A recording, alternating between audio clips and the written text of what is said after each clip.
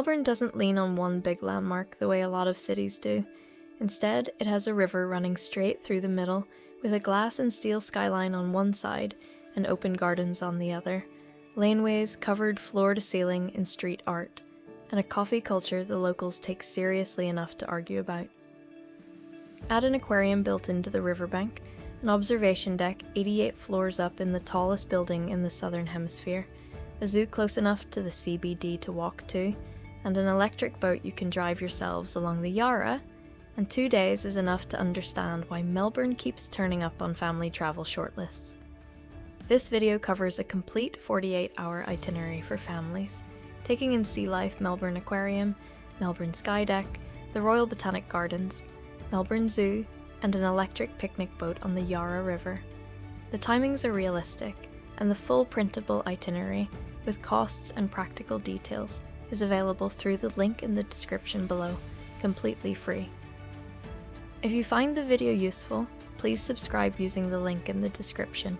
It costs you absolutely nothing, but makes the channel sustainable and will make sure you're notified when new videos go up.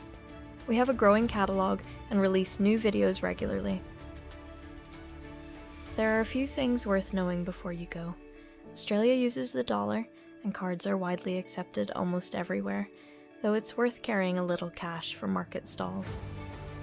For getting around, the Free City Circle tram loops the CBD and covers most of the central sightseeing on its own. Beyond that, a Myki card covers trains, trams and buses further out, and it's worth downloading the PTV app or adding a Myki card to your phone before you travel. Uber and regular taxis both operate across the city and are a straightforward option late in the evening or when you're travelling with tired kids. If you do want a taxi rather than a rideshare, it's worth booking one through an app or your hotel rather than hailing one off the street. Melbourne is famous for what locals call 4 seasons in one day, so pack layers and a light rain jacket whatever time of year you're travelling. The UV index is high year-round, even in winter, so hats, sunscreen and sunglasses are worth packing for everyone, not just on the days that feel hot. If you're travelling from the UK, you'll need an Australian ETA before you go. It's applied for online or through the app and allows stays of up to 3 months. For water, snacks, or anything you've forgotten, 7-Eleven stores are dotted right across the city centre and many stay open long hours, while Woolworths or Coles are good options if you want a proper supermarket shop. Onto the itinerary itself. Start day 1 at 10 in the morning at LIFE Melbourne Aquarium, right on the Yarra River, where penguins, sharks and touch pools are spread across 12 themed zones. It's a good pick for the first stop of the day since it's indoors and paced well for younger children. Allow an hour and a half to 2 hours. By midday, head to Melbourne Skydeck, the observation deck on level 88 of what's the Southern Hemisphere's highest viewpoint. It's well rated and popular, so it's worth booking online in advance rather than turning up and hoping for a slot. The views are spectacular, and it is a great way to get your bearings before exploring the city. Allow an hour to an hour and a half. Then, at 1:30, head for lunch at Queen Victoria Market, specifically the deli and dairy produce halls, where there's a wide enough spread that everyone in the family can find something they'll actually eat. It is walkable from the Melbourne Skydeck, but you might want to get a bus, tram, or Uber, especially if it is particularly hot or raining. By about 2:30, head back to your accommodation to rest before the afternoon. This is a good chance to recharge before the evening ahead after a busy morning. Come 4:30, spend some time in the Royal Botanic Gardens, which are free to explore and include lakes, lawns, and a nature trail aimed at kids. It's a slower paced stop after a morning spent mostly indoors and on your feet. Allow an hour to an hour and a half. Afterwards, round off the day with dinner at 6. There's a wide choice of restaurants around Southbank or the CBD, so there's no need to book far ahead. Both areas are walkable from the Royal Botanic Gardens, or you can jump in an Uber if the kids are feeling tired. Then, after dinner at about 7:30, finish the day with a free wander through Hosier Lane, which is one of Melbourne's best known laneways of murals and street art. It changes constantly, so even locals who've walked it 100 times will find something new. Day 2 starts at 9 in the morning at Melbourne Zoo, which is a short trip from the CBD.